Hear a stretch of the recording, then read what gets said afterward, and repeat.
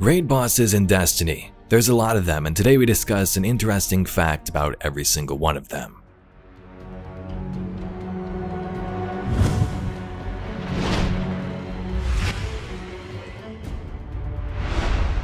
Let's talk about some fun raid boss facts. This video will contain the main raid bosses from every Destiny 1 and 2 release. Alongside that, some of the mini bosses as well, like say the Bathers from the Leviathan for example, just to add a little bit of extra flair. If you have some more cool facts about raid bosses or the raids themselves, be sure to leave them in the comments down below. Sources like Destinypedia and Ishtar are also in the description. We first start with Destiny's first ever raid, the Vault of Glass. Not too long into the mission, you'll encounter the Templar. The Templar and the Oracles guard the way into the deeper Vault of Glass. Legends say that the Oracles foresee what is to come, a world as the Vex desire it, and that the Templar has the power to shape reality to match the Oracle's design, expunging any threats. The Templar was responsible for controlling time and reality inside the vault. In the caves just before a jumping puzzle, you'll encounter some weird harpy-like enemies called the Gorgons. Like the Oracles and the Templar, the Gorgons reputedly possess the ability to define what is and is not real. Whatever they perceive becomes subject to erasure at their will. And until a countermeasure can be found, Guardians must avoid their gaze at all costs, or reply to any detection with immediate, overwhelming force, so a lot of rockets. This seems to only work inside the vault though. It would kinda suck if Gorgons were everywhere. So anytime you've wiped to the Gorgons, you technically don't exist anymore, lost in the dark corners of time. Atheon was one of the most powerful Vex and had control over the Vault of Glass and its confluxes. Atheon was able to control time streams, which explains why the Guardian is sent to different points in time throughout the encounter. At one point there were various cheeses where the Guardians could just push Atheon off the map, although this is not canon. 6 of them went down into the pit, and only 1 of them crawled out. The Crota's End raid has some interesting encounters like the Abyss, searching through the dark with hive lanterns as thralls emerge out of nowhere and scratch and claw at the Guardians with all their might. The first real boss you'll encounter though is the Deathsinger. And just like the name describes, Ir-Yût and other specific wizards can sing the death song, which literally kills anyone who can hear its melody. The song is death. To hear it is to die. To know the words is mortal. Tolan the Shattered, a legendary character from the lore and a member of Eris's fire team, died to the Deathsinger specifically. Here's what the death song sounds like, by the way. Plug your ears.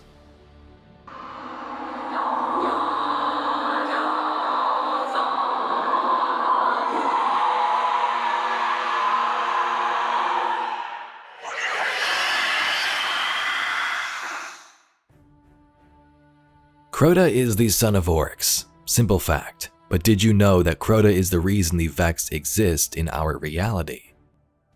One day, billions of years ago, under guidance from cunning Savathûn, Crota cut a tear into space which led to the Vex network. Oryx would then exile Crota for a time, but it didn't stop the Vex from pouring into our reality. The Taken King's King's Fall raid. After successfully passing the totems, you'll be granted access to the next area by the War Priest. The War Priest was a devout follower of the Sword Logic and was responsible for claiming 585 worlds. This hive was very high up in the ranks in terms of working closer to Oryx. His tribute from killing massive amounts of enemies and worlds tithed directly to the Taken King. The War Priest learned how to make an Oversoul from Crota. In the slimy pits of Oryx's dreadnought, you'll encounter Golgoroth. Xol created Golgoroth to kill Oryx. Oryx used his Tablets of Ruin, which he created to speak to the darkness, we believe the Witness, and learn the power to take. He put one of these tablets inside Golgoroth, and we've seen these things multiple times in-game. Golgoroth has a pretty unique design, and I don't think we've ever seen another ogre look like this. The Daughters of Oryx are twin Deathsingers that invented the Oversoul. Sure, their brother Crota used it, but they came up with the idea.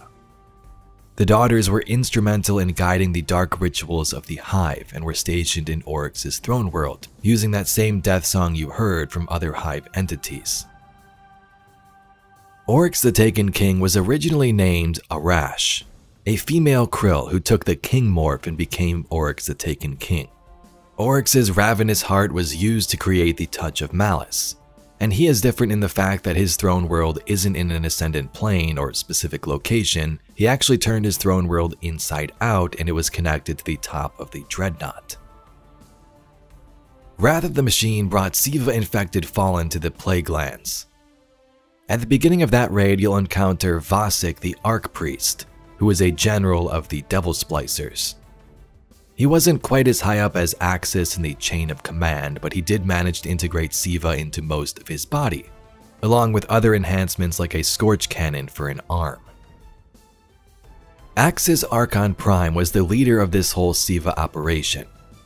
Axis was more machine than Fallen at this point, not needing ether to survive. All Fallen need ether, but not Axis. Axis was one of the most powerful Fallen, and his enhancements led him and the Splicers to believe that Siva could allow them to become gods. Destiny 2's release brought the Leviathan raid. In the Royal Pools, you can encounter the Bathers. These aren't raid bosses, but smaller enemies you'll encounter along your journey. What's interesting is that these Bathers are Cabal clones that you encounter in the Royal Pools. These are genetic clones created by Calus, and when they crawl out of those baths, they are only minutes or seconds old before you slay them.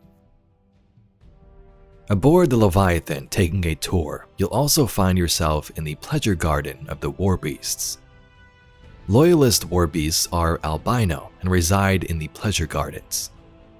Warbeasts in early Cabal culture were seen as companions and bonded often with their owners. They were later converted into more of a military asset. Keitel actually had her own Warbeast named Milos or Milos, but Calus had it butchered. Huh. Cabal really do love their Warbeasts. I wonder if this was a specific one. Milos, Keitel's first war beast. I gifted it to her when she was just a girl. She was so very attached to it. Too attached. I had it butchered. It felt insulting for her to love an animal more than her father. In the Gauntlet, you'll find Counselors, one of the only Scions to have their face revealed, especially in battle, and it could definitely be pretty scary looking. They float in these immobile bubbles that the Guardian must enter to take them out. And then we come to the man himself, Emperor Calus, or rather a different version of him. Calus could create clones, and he also had tons of robot clones of himself, or just robots. Turns out the Guardian actually fought one of these in the Leviathan raid, and witnessed an entire corridor of robotic bodies just afterwards. We didn't actually encounter the real Calus physically until Lightfall, which is actually pretty crazy. We heard his voice many times through Season of Opulence and things like that, but his partnership with the Witness would transform him and the Guardians would have to take him out. I've been waiting for this day a long time. Let us revel in this exquisite moment. There were tons of cloning operations aboard the Leviathan, not just for Calus, but also for his armies and even Shadow Legion later on. The Leviathan was also home to a couple of other raids. The next one was the Eater of Worlds. Here you'll find Argos, who's one of the biggest raid bosses in Destiny history. Not anywhere in size compared to the Witness, Oryx, and others, but still pretty big for a Vex enemy, and at the time was the biggest. Nessus was home to Argos, but it got sucked up in the Leviathan when it began consuming parts of the planetoid, and Calus didn't know what to do, so he called the Guardians to deal with the threat. The last raid layer was called the Spire of Stars, and in the final boss room you encounter Val Kaur. Kaur tried to take over Gaul's position after his death in the Red War and then infiltrated the Leviathan. He was killed, but what many people don't even remember is that Xivu Arath resurrected him in Season of the Deep. I didn't even know this until researching it for this video. The Last Wish raid brought us to the Dreaming City to slay a Wish Dragon. Kali was a Coven mother and one of Mara's most prestigious Techeuns.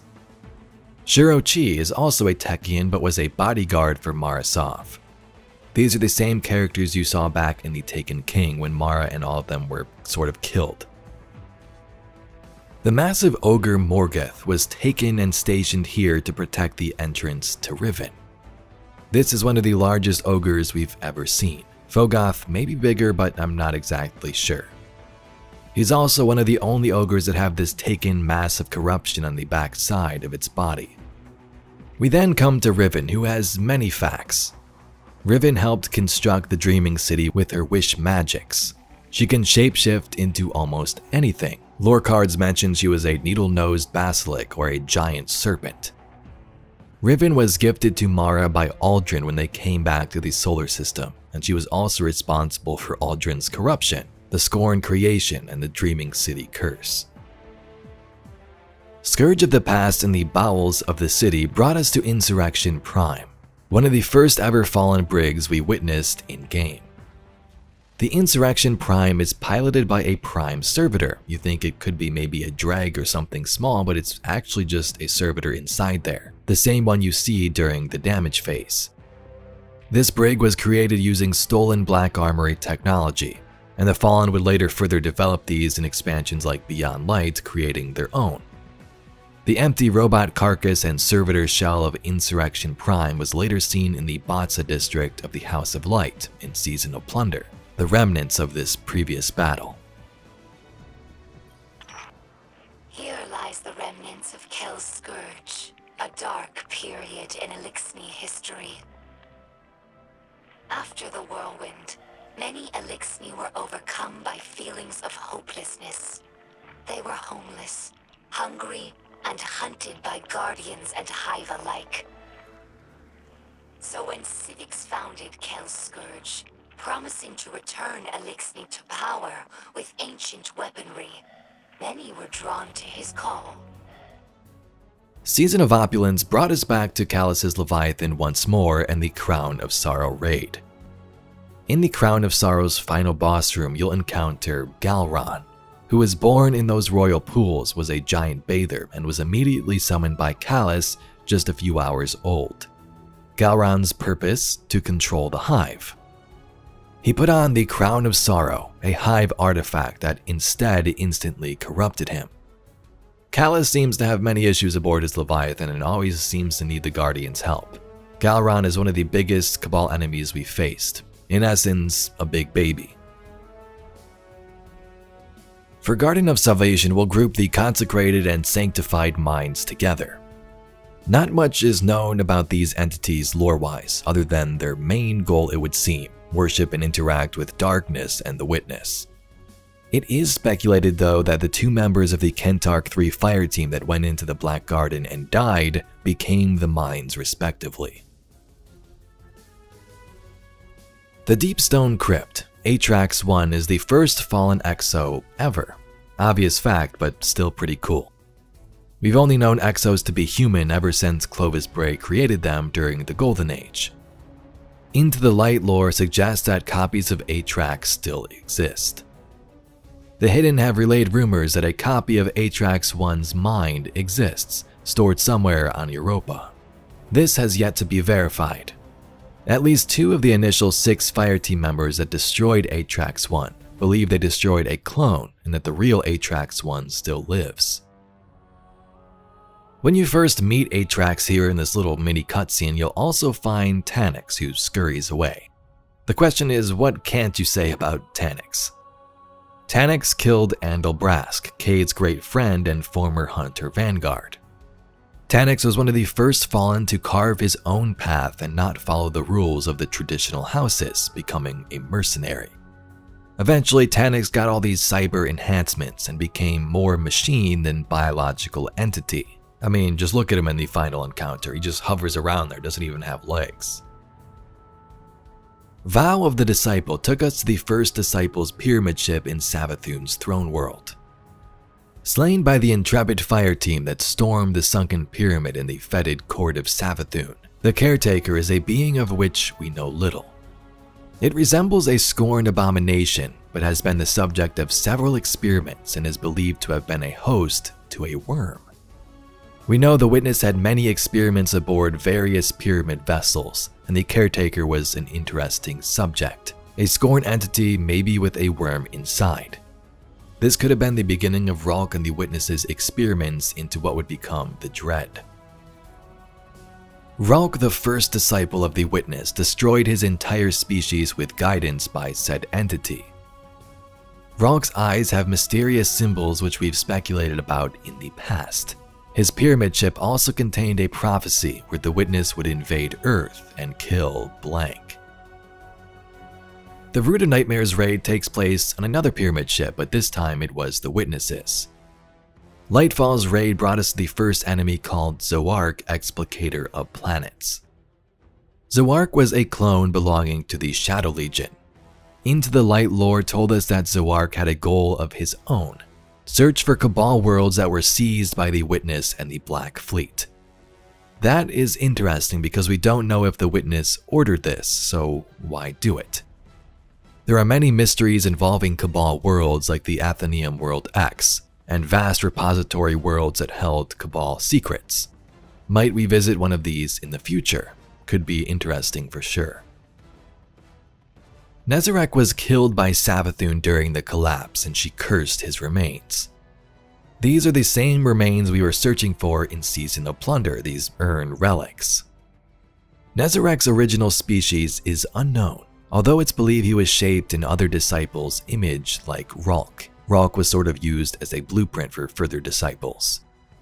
Nezarec does have a close relationship to Scions in the past, and although dead, can exist through multiple forms and weapons, like the Delicate Tomb, Nezarec's Whisper, and even back on Neomuna in places like the Cloud Ark. The Salvation's Edge raid, the final chapter in Destiny 2's Light and Darkness saga. There's only a couple of enemies here, and the first one is the Herald of Finality. The crazy thing is, we don't know who this entity is. It does seem to be a taken fallen enemy who resembles Tanic somewhat, the headdress at least. Others speculate it could be a long-lost Khal of the Fallen called Chelchis, who was partially taken a time ago by Oryx. Doom of Chelchis, the taken king weapon, may sound familiar. As that story goes, Chelchis was the Khal of the House of Stone and made a brave last stand on the fallen homeworld Rhys before it was destroyed during the Whirlwind. Unfortunately though, we literally don't know. There's no lore on this Herald of Finality character at all. They did seem pretty important though, as the Witness had them defending the monolith in the Final Shapes raid. You could say a lot about the Witness, the Light and Dark saga's final antagonist. Here's a cool lore fact: the species that became the Witness, the Precursors, once used the power of the Traveler to build great tools and terraform planets. In the Collector's Edition lore book they said, "I've wielded the Gardener's tools before, but never at such scale. I've unfurled the pergola to capture what I need to weave each planet's atmosphere." Anyway Guardians, that's all we got for today's video. A fun fact about every raid boss from the history of Destiny. If you'd like to check out a fun fact about every exotic weapon in Destiny, be sure to check out the link down below and leave your own fun facts if you have your own. If you'd like to see some more Destiny lore and mysteries just like this, please be sure to subscribe to the channel. I thank you very much for watching, and I'll catch you all in the next video.